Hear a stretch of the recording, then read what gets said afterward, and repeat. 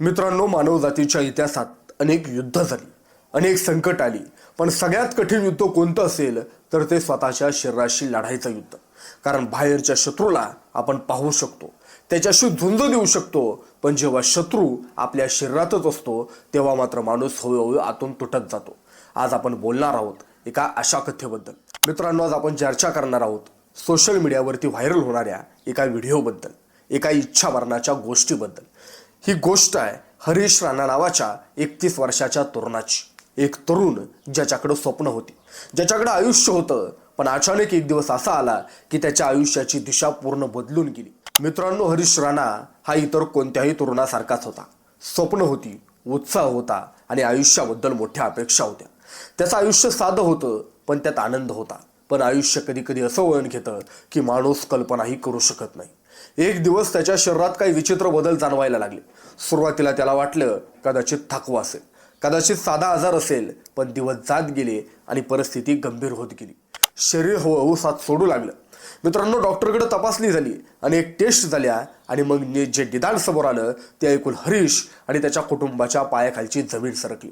त्याला गंभीर न्यूरोलॉजिकल आजार झाला होता. हा असा आजार होता जो हळूहळू शरीरावर ताबा मिळवतो. सुरुवातीला हात कमकुवत होतात, नंतर पाय आणि मग हळूहळू संपूर्ण शरीरावर परिणाम होतो.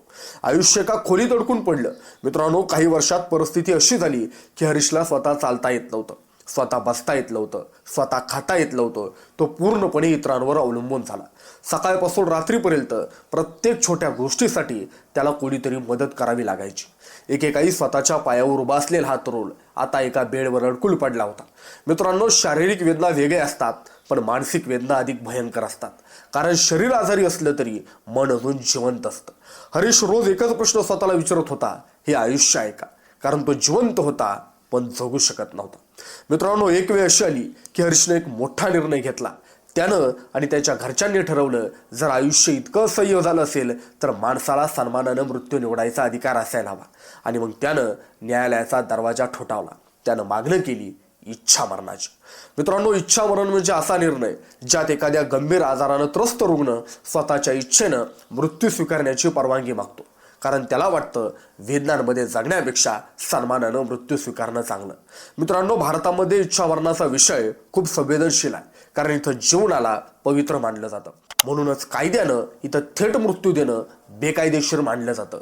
पण काही परिस्थितीत परवानगीनं हे सगळ्या गोष्टी शक्य असतात.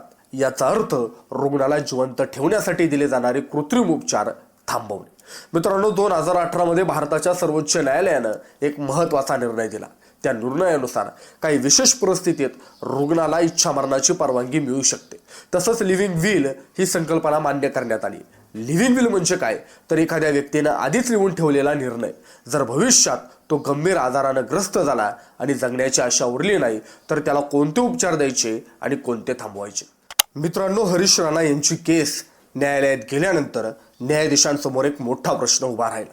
एका बाजूला जीवन वाचवण्याची जबाबदारी आणि दुसऱ्या बाजूला मानवी वेदनांचा प्रश्न. न्यायालयानं वैद्यकीय तज्ज्ञांचा अहवाल मागवला.